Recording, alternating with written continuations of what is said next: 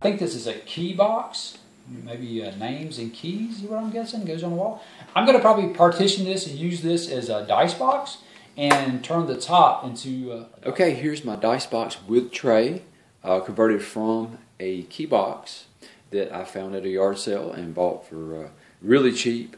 I was able to convert the key box into a dice box with tray without too much problems or too many problems or too many resources either. It really was a great item that was easily converted. I also wanted to keep in mind that I also wanted to make it so that I could easily convert it back into a key box in case for whatever reason I want to do that. I like my conversions to be easily reversible, just in case I want to convert it back to what it originally was. Maybe there's a collector that wants to, I don't. A lot of times I buy stuff at yard sales, I don't know the value really, and there might be more value than what I realize in an item, and somebody might want to purchase it, or I might want to use it for what it was originally intended for. So, so as you can see, I have the tray in the lid, which works rather well. Pretty happy with that. Of course, you can line up your dice on one side and roll to the other, or however you want to do it. There's plenty of room, lots of room for rolling. The frame, I guess the lip or the edge, is just enough to hold the dice in. It's as most frame.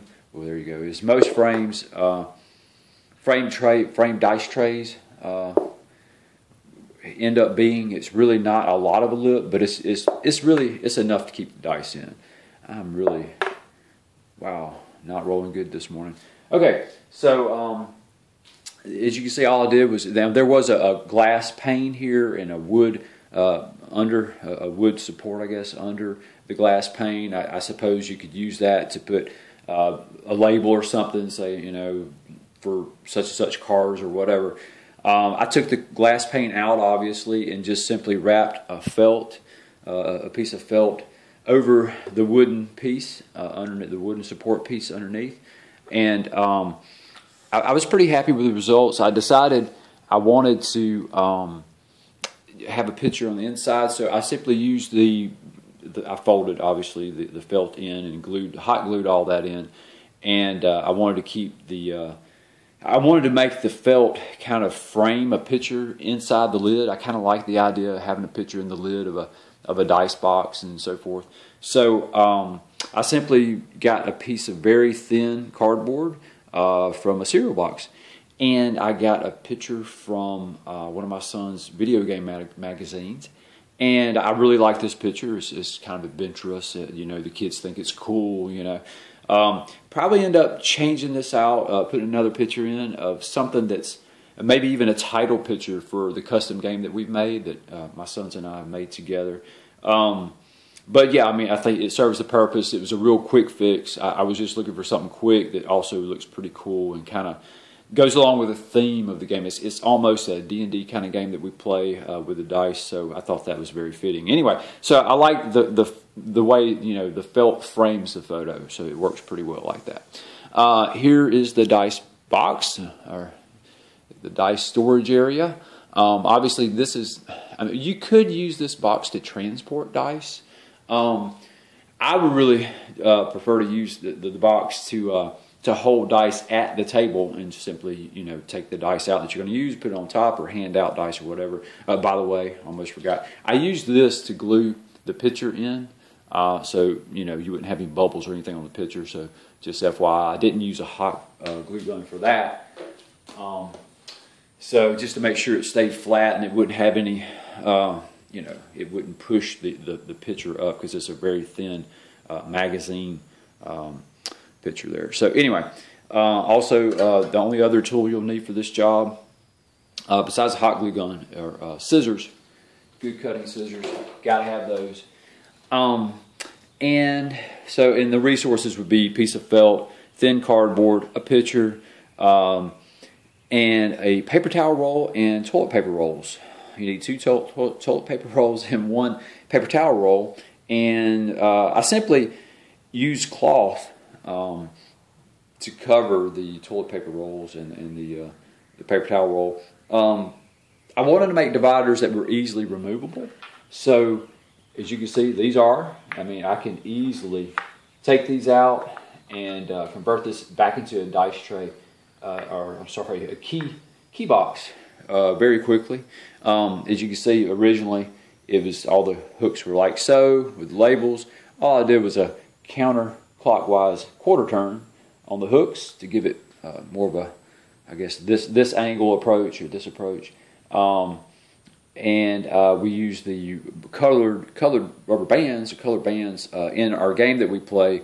So I thought the hooks, you know, I like the hooks. I want them to stay. So I simply put my hooks on those. Put my bands on the hooks, and that works out pretty well for keeping those handy.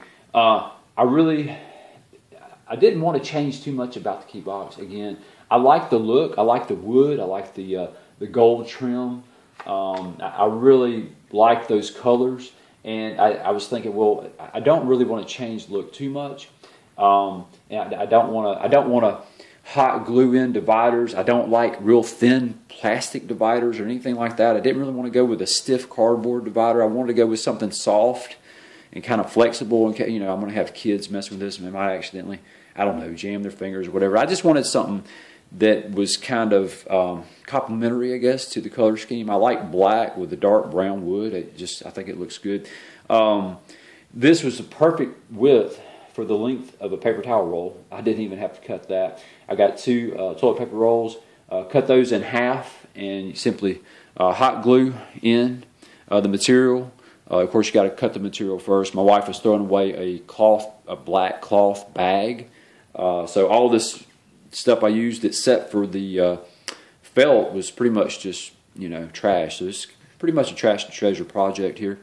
So hot glue, bring it over, stick it down good and flat, bring it up taut on the other side, flip around, bring it up taut on the other side, hot glue, stick it down flat, fold in your sides, hot glue those in, and wham, you've got yourself a little divider. So they work really well. I'm happy with them. They do kind of move around a little bit still. I've got to work a little bit on how they're folded, but it works fine. As I was saying a minute ago, you might would use a dice box to transport dice. This is not really the box I would use for that.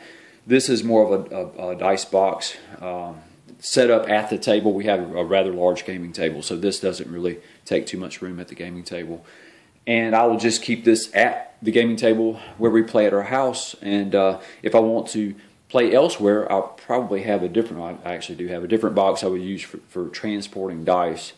So this is not, you know, the solution for transporting dice, although it could be used for that. This is more along the lines of, well, I'm going to, you know, maybe move this from, you know, we game out in our shed. So climate controlled shed. So if I want a game inside the house, obviously this would be fine for transporting dice that far. But if I'm going on vacation and I'm going to throw dice into my suitcase or something, I would not obviously take this. So this is more like, to me, this is more about, you know, eye candy, I guess. It's more about, you know, it's a nice look. It's a good feel.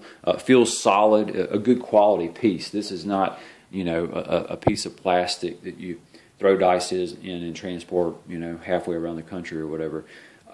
So just with that in mind, that's what the whole idea behind this is. Anyway, so we see the labels clearly marked. I didn't have a stencil available. I actually have one. I couldn't find it.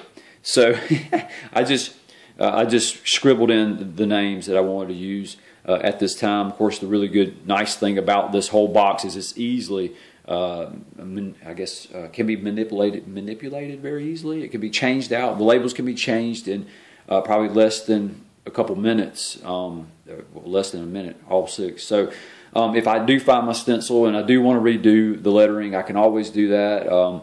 You know, if Mom wants to game with us a little bit more, you know, maybe Mom will have this slide. I can take that out. So I like the idea that I can change labels really quick. You know, I can change this color scheme up really quick. Yeah, a foot wide by almost a foot. Yeah, a foot long, I guess, about 10 inches wide. So plenty of space for dice, plenty of holding capacity. And a nice area for rolling dice on top. What is that? A little over 9 inches long by about a little over 7 inches wide. So plenty of space to roll dice on. You could hold a couple sets up here while you're gaming. So I was really happy with it. It's a good quality box, and it holds lots of dice, and the kids they're pretty excited about it. I am too, and it looks really good on the table. And I can see this eventually, maybe even for the picture. I could maybe even change that out with a picture of the kids enjoying the game. And this could possibly become a family heirloom. Because it's a good quality box that's so bound. Good stuff. Hope this gives you guys some ideas about what you can find maybe at yard sales. If you find similar boxes made of wood, or maybe cigar boxes or something, you could easily apply this technique to those boxes, I'm sure. So hopefully you end up being able to utilize some of this information and to change whatever box you find into a dice box with tray. If you guys like this video, please give us a thumbs up and like and subscribe. Thank you.